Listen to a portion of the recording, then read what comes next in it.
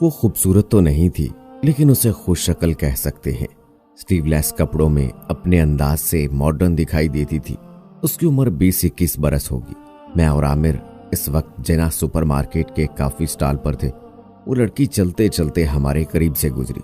उसी दौरान उसने एक उचटती हुई निगाह हम पर डाली और आगे बढ़ती चली गई। शर्त लगा लो ये लड़की 2 नंबर है। आमिर ने कॉफी का सिप लेते हुए कहा, जाने दो यार, क्यों किसी शरीफ लड़की पर तोहमत लगा रहे हो। मैंने सर झटकते हुए कहा। आमिर को शायद ये बात बुरी लगी कि मैंने उसके ज्ञान पर शक किया है। वो पूरी संजीदगी से मुझे यकीन दिलाने लगा कि वो लड़कियों के बारे में मुझसे ज्यादा जानता है और महज एक नजर देखकर बता सकता है कि लड़की का करैक्टर कैसा है, जबकि मैं मसर था कि जाहिर से किसी के बातिन का अंदाजा लगाना नामुमकिन है। अच्छा आओ जरा इसका ताकुब करते हैं, अभी दूध का दूध और पानी का पानी हो जाएगा, आमिर ने तंग आकर कहा। मेरे जवाब का इंतजार किए बगैर वो उस सिमत चल पड़ा जिधर वो लड़की गई थी। मैं लपक क्रॉस करके चलने लगा। आमिर भी उन लोगों में से है जो हार मानना अपनी तौहीन समझते हैं। अगर ऐसी कोई सूरत हाल हो तो फिर उसकी हालत देखने वाली होती है। मैं उसकी कैफियत से लुत्फानंदोज हो रहा था। अजीब बात थी, लेकिन इस शाम हमें कोई खास मसरूफियत भी दरपेश नहीं थी। जल्द ही वो हमें नजर आ गई। वो एक कपड़े की दुकान में दाखिल हो रही थी। ये बहुत आला मयार की दुकान थी जहां बहुत महंगे मलबूसात थे। मैं और आमिर भी दुकान में दाखिल हो गए। हम यूं ही ड्रेसेस देखने लगे। नजर उस पर थी। वो बड़ी दिलचस्पी से मुख्तलिफ मलबूसात का जायजा ले रही थी, प्राइस टैग चेक करती थी। फिर एक लिबास उसे पसंद आ गया। वो उसे मुख्तलिफ जावियों से चेक कर रही थी। देख लो वो खरीदारी करने आई है, अभी ये लिबास खरीद कर चल देगी। मैंने सरगोशी की। खामोश, तेल देखो, तेल की धार देखो, आमिर ने मुंह बनाते हुए कहा। फिर ऐसा लगा जैसे उस लड़की का इरादा बदल गया। वो उस दुकान से निकल गई। जाहिर है हम वहां कैसे रुक सकते थे। चंद लम्हों बाद हमने उसे उस तरफ जाते देखा जिधर ज्वेलरी शॉप्स थी। पहले वो मुख्तलिफ दुकानों के बाहर से गुजरते हुए ज्वेलरी सेट्स को देखती रही, जो उस मकसद के तहत ही रखे गए थे कि ग्राहक बाहर ही से शीशे में से सेट देखकर मुतवज्जे हों। फिर एक दुकान के अंदर चली गई। शीशे में से उसे देखा जा सकता था। हम बाहर से जायजा लेते रहे। चंद मिनट उस दुकान में गुजारने के बाद वो यहां से निकली और आगे बढ़ गई। अब उसका रुख एक शॉपिंग मॉल की तरफ था। मेरा ख्याल है अब इसका पीछा छोड़ देना चाहिए। आओ किसी रेस्टोरेंट में खाना खाते हैं, मैंने आमिर से कहा। तो फिर ये कैसा पता चलेगा कि मैंने जो कहा था वो ठीक है? आमिर ने तेज लहजे में कहा, चलो मेरे साथ। हम भी शॉपिंग मॉल में दाखिल हो गए। यहाँ भी उस लड़की ने मुख्तलिफ दुकानों में कुछ वक्त गुजारा, लेकिन खरीदा कुछ भी नहीं था। मैं कुछ उकता सा गया था। लड़की वहां से भी निकल आई और पेट्रोल पंप से आगे चलते चलते एक बेकरी में दाखिल हो गई। अच्छा मुझे जाने दो, तुम तहकीक करते रहो कि ये 1 नंबर है या 2 नंबर, मैंने बिलाखिर कह दिया। शर्त लगा लो ये लड़की ग्राहक ढूंढ रही है। आमिर बोला, एक तन्हा लड़की देखकर इल्जाम मत लगाओ। मुझे ऐसी कोई बात नहीं लगती, मैंने फौरन कहा। तो फिर डर किस बात का? लगाओ 2000 रुपए की शर्त, मैं भी साबित कर दूंगा कि ये 2 नंबर है। आमिर ने जोर देकर कहा, अच्छा करो साबित। मैं हार गया तो उसी वक्त 2000 तुम्हारे हाथ पर रख दूंगा, मैंने कहा। ऐन उसी वक्त वो लड़की बाहर आई। उसके हाथ में आइसक्रीम का कप था। वो आइसक्रीम खाते हुए बाहर निकली थी। यहां रुको और देखो मैं कैसे साबित करता हूं। आमिर आगे बढ़ गया। वो उस लड़की के पास जाकर उससे बातें करने लगा। मैं दूर से ये मंजर देखता रहा। इस दौरान आमिर ने मेरी तरफ इशारा किया। उस लड़की ने मुझे दूर से देखा। गुफ्तगू जारी रही। फिर वो दोनों मेरी तरफ आने लगे। मैं सोच रहा था कि आमिर ने उसे पता नहीं क्या कहानी सुनाई है और वो लड़की ना जाने क्या कहेगी। जब वो मेरे करीब आई तो गहरी नजरों से मुझे देख रही थी। मैं तजब्जुब के आलम में उन दोनों को देख रहा था। ऐसे क्या देख रहे हो? 3000 में बात तय हुई है। मैंने उसे बता दिया है कि तुम तन्हा और इसके हसीन रफाकत से हिज उठाना चाहते हो। अब बताओ इसे कहाँ ले जाना है? आमिर ने आंख दबाते हुए कहा। न जाने क्यों मुझे बड़ी मायूसी हुई। आमिर मेरे सामने सीना फैलाए खड़ा था। मैंने जेब से 2000 निकालकर आमिर के हाथ पर रख दिए। अच्छा अब तुम जाओ, तखलिया, मैंने आमिर को घूरते हुए कहा। ठीक है, मुझे भी कबाब में हड्डी बनने का कोई शौक नहीं, आमिर ने मसनूई गुस्से से कहा और चलता बना। मैं लड़की की तरफ मतवज्जे हुआ। वो भी मेरी तरफ देख रही थी। अंदाज से खासी पुरएतमाद नजर आ रही थी।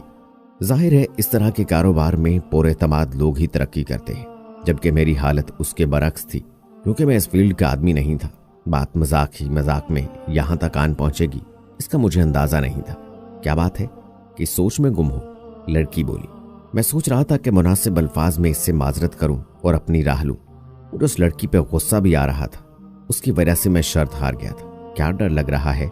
लड़की ने लफ्ज चबाते हुए कहा। ऐसी कोई बात नहीं, दरअसल मैं तुम्हें कहीं ले जा नहीं सकता। मैंने तमहीद बांधी। तुम्हें मेरे साथ चलना पड़ेगा, वो बोली। ओके तो चलो, मेरी गाड़ी यहाँ करीब ही खड़ी है। मैंने सोचा चलो इस खेल को थोड़ा आगे बढ़ाते हैं, फिर इससे पूछूंगा कि वो इस कारोबार में कैसे आई, शायद कोई नई कहानी मिल जाए।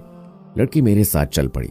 थोड़ी देर बाद गाड़ी उसकी हिदायत के मुताबिक रवां दवां हो गई। तुम्हारा नाम क्या है? मैंने चंद मिनट की खामोशी के बाद पूछा। छोड़ो, नाम में क्या रखा है, उसने कहा। माकूल जवाब था। मैं खामोश हो गया। वो मुझे खन्ना पुल के पास एक आबादी में ले आई, फिर एक घर के बाहर गाड़ी रुकवा दी। ये एक आम सा घर था, जैसे मिडिल क्लास लोगों के घर होते हैं। मैं कुछ हैरान हुआ। मेरा ख्याल था कि वो किसी पोश इलाके के खूबसूरत फ्लैट में ले जाएगी। बहरहाल गाड़ी से उतरकर उसने अपने पीछे आने का इशारा किया। मैं चुपचाप उसके पीछे चल पड़ा। दरवाजे पर रुककर उसने परस से चाबी निकाली और दरवाजा खोला। अंदर आओ, उसने मुड़कर मुझे देखते हुए कहा। मैं उसके साथ अंदर दाखिल हुआ। आ गई बेटी? अंदर कमरे में बेड पर नीम दराज बूढ़ी औरत ने मोटे मोटे शीशों वाली ऐनक से उसे देखने की कोशिश करते हुए कहा। हाँ माँ, आ गई। लड़की ने आगे बढ़कर बूढ़ी औरत के माथे पर बोसा दिया। ये मेरी माँ है, इनकी नजर बहुत ज्यादा कमजोर है। लड़की बोली। ये तुम्हारे साथ कौन है? बूढ़ी ने मेरी तरफ देखते हुए कहा। ऐसा लग रहा था जैसे मैं उसे अच्छी तरह नजर नहीं आ रहा हूं। हमारे मेहमान हैं माँ, खाना खाकर जाएंगे, लेकिन पहले मैं तुम्हें खाना बना देती हूँ। अच्छा, ये तो बहुत अच्छी बात है। इस घर में मेहमान कहाँ आते हैं? बूढ़ी औरत ने खुश होकर कहा। लड़की ने मुझे बैठने का इशारा किया और किचन में चली गई। मैं हैरत से इस माहौल का जायजा ले रहा था। कुछ समझ नहीं आ रहा था कि क्या कहूँ। मैंने कॉल गर्ल्स के हवाले से जो कुछ सुना था, ये लड़की बहुत मुख्तलिफ लग रही थी। जब भी मैं उसे देखता था, मुझे उसकी आंखों में मासूमियत नजर आती थी। उसे देखकर कोई बेहुदा ख्याल दिल में नहीं आता था। मैं खामोशी से सोफे पर बैठ गया। उस लड़की ने माँ को खाना दिया, फिर मेरी तरफ मुतवज्जे हुई। आओ, उसने आहिस्ता से कहा। मैं उसके साथ चल पड़ा। अब ये मुझे कहाँ ले जाएगी? उसने सीढ़ियों की तरफ इशारा किया। सीढ़ियां चढ़कर हम छत पर आ गए। यहाँ ऐसे घर थे जिनकी छतें अक्सर मिली हुई थी। तुम मेरा नाम जानना चाहते थे ना? मेरा नाम निम्रा है। मेरी माँ मुझे प्यार से निम्मो कहती है। मुझे तुम्हारे पैसों की जरूरत नहीं, लेकिन अगर तुम मेरा एक काम कर दो तो मैं तुम्हें 1000 रुपए दूंगी, उसने बड़ी संजीदगी से कहा। मैं बेहद हैरान था। ये लड़की क्या कह रही है? ऐसी लड़कियों के बारे में बहुत सुना था, लेकिन वो कहानियां तो कुछ और तरह की होती थी। ये लड़की सस्पेंस से भरपूर थी। अब मुझसे क्या काम लेना चाहती है? लेकिन सौदे का क्या हुआ? मैंने कहा। सौदे कैंसिल नहीं होते क्या? बहरहाल वो बात हम बाद में करेंगे। पहले तुम मेरा एक काम कर दो, और फिर मेरा काम करने में तुम्हारा कोई नुकसान भी नहीं है। लड़की ने मुझे गहरी निगाहों से देखते हुए कहा। तुम मेरे बारे में नहीं पूछोगी, मैं कौन हूं, क्या करता हूं? मैंने सवाल किया। क्या इससे कोई फर्क पड़ता है? मेरा ख्याल है कि तुम एक माकूल आदमी हो, और इससे ज्यादा जानने की क्या जरूरत है? आज के बाद शायद हम कभी नहीं मिलेंगे, तो फिर नाम जानने की भी कोई खास जरूरत नहीं, लेकिन हो सकता है कि तुम्हारी मदद से मेरा एक मसला हल हो जाए, उसने कहा। फिर वही अंदाजे मेरे दोस्त ने भी एक अंदाजा लगाया था, जिसकी वजह से मैं इस वक्त यहाँ हूँ। अच्छा बताओ, मैं तुम्हारे लिए क्या कर सकता हूँ? मैंने सोचा मालूम तो करूं क्या काम है। करना ना करना तो बाद में सोचा जाएगा। मैं निम्मो तुम्हारी महबूबा हूं। तुम हर कीमत पर मुझसे शादी करना चाहते हो, और तुम्हारे रास्ते में जो भी आया तुम उसे माफ नहीं करोगे, उसे जान से मार दोगे, बल्कि तेज धार खंजर से इसके छोटे छोटे टुकड़े कर दोगे, उसने दांत पीसते हुए कहा। हैं, ये क्या कह रही हो? मेरी समझ में कुछ नहीं आ रहा, मैंने नफी में सर हिलाते हुए कहा। निम्मो ने एक गहरी सांस ली, फिर जरा रुक कर बोली। शायद मैं सही तौर से बता नहीं पा रही। अच्छा सुनो, ये साथ वाला जो घर है, इसमें एक निहायत घटिया किस्म का आवारा और लोफर नौजवान रहता है। उस मनहूस ने मेरा जीना हराम किया हुआ है। आते जाते रास्ते में तंग करता है, मेरी ताक में रहता है। यहाँ छत पे कपड़े डालने या किसी काम से आऊं तो वो भी अपनी छत पर आ जाता है। वहां से फौहिश इशारे करता है, गंदे फिक्रे उछालता है। मैंने अपने तौर पर कई बार उसे मुंह तोड़ जवाब दिया है, लेकिन वो बाज नहीं आता। और अब तो हद हो गई है। उसने ऐसी घटिया हरकत की है कि मैं तुम्हारी मदद लेने पर मजबूर हूं। मुझे उससे छुटकारा चाहिए। अब क्या हुआ? मैंने उसकी बात को समझने की कोशिश करते हुए कहा। उसने किसी तरह मेरा फोन नंबर हासिल कर लिया, मुझे कुछ तस्वीरें भेजी हैं उसने। अब ये मत पूछना कि कौन सी तस्वीरें, वो क्या समझता है कि उसके जिस्म के किसी मखसूस हिस्से की तस्वीर देखकर मैं उस पर मर मिटूंगी? मैं लानत भेजती हूं उस पर। ऐसा लगता था कि उसका जवाब दे गया है। उसके लहजे से शदीद गुस्सा टपक रहा था। गम और गुस्से से उसका बदन कपकपा रहा था। उसी लम्हे मुझे महसूस हुआ कि साथ वाली छत पर कोई आया है। हम दोनों ने एक साथ देखा। एक आम से हुलिये का एक नौजवान हरीसाना नजरों से निम्मो को देख रहा था। मुझे देखकर झुझका फिर ढटाई से वहीं खड़ा रहा। शायद मेरे बारे में अंदाजा लगाने की कोशिश कर रहा था कि मैं कौन हूं। मैंने फौरन आगे बढ़ते हुए तेज लहजे में कहा, क्या ताक-झांक कर रहे हो? कोई शर्म हया नाम की चीज है तुम्हारे पास? मैं तो तुम्हें देख रहा हूं कि कौन हो तुम। मैंने तो तुम्हें पहले कभी नहीं देखा, उसने तंजिया लहजे में कहा। सुनो है तहजीब और अखलाक से बेबहरा, इंसानियत की सतह से गिरे हुए इंसान, मैं निम्मो का मंगेतर हूं और बहुत जल्द हम शादी करने वाले हैं। एक बात कान खोल कर सुन लो, अगर आइंदा तुमने निम्मो की तरफ मैली आंख से देखा तो आंखें निकालकर हाथ पे रख दूंगा। मैंने देखी हुई फिल्मों को याद करते हुए गरज कर कहा। दिल में डर रहा था कि बात कुछ ज्यादा ही न बढ़ जाए, लेकिन वो नौजवान तो कुछ ज्यादा ही डरपोक साबित हुआ।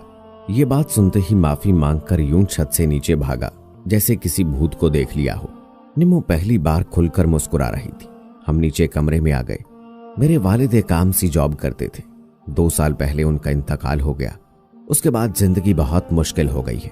मैं मास्टर डिग्री होल्डर हूं, लेकिन मैं भी एक मामूली जॉब कर रही हूं। मेरा बहुत दिल चाहता है कि मैं अमीर होती, महंगे कपड़े पहनती, जेवर खरीदती, लेकिन गुजारा ही मुश्किल से होता है। निम्मू ने मुझे बताया, तो किसी अमीर आदमी से शादी कर लो। मैंने कहा, नहीं, ये मेरी प्रायोरिटी नहीं है। पता नहीं फिर मेरी माँ का क्या होगा। अभी तो मैं अच्छी जॉब ढूंढ रही हूँ। दुख तो इस बात का है कि अकेली लड़की का जीना यहाँ इतना मुश्किल क्यों है। तुम्हारे दोस्त ने भी मुझे 2 नंबर लड़की समझा था ना। मैं तो वहां हसरत से उन चीजों को देखने गई थी जिन्हें मैं खरीद नहीं सकती। मैंने नोट किया था कि तुम दोनों मेरा पीछा कर रहे हो। फिर जब तुम्हारे दोस्त ने मुझसे बात की तो मैंने तुम्हें देखा और फिर मेरे जहन में ख्याल आया कि शायद तुम्हारी मदद से मैं उस लॉफर से छुटकारा पा सकूं, इसलिए ये रिस्क लिया। निम्मो ने कहा, तुम्हारी बात सुनकर मुझे कितनी खुशी हुई है तुम सोच भी नहीं सकती। अभी मैं जा रहा हूं क्योंकि मुझे आमिर से 2000 रुपये वापस लेने हैं, लेकिन फिक्र मत करो, मुझे अपना दोस्त समझो, मैं वक्तन फौक्तन आता जाता रहूंगा। शायद तुम्हारे पड़ोसी को मजीद डोज की जरूरत पड़े। मैंने खुश होकर कहा, खाना तो खाते जाओ। निम्मू ने मुस्कुराकर कहा, अगली बार आऊंगा तो जरूर खाऊंगा। मैंने ये कहा और माजी को सलाम करके वहां से बाहर निकल आया।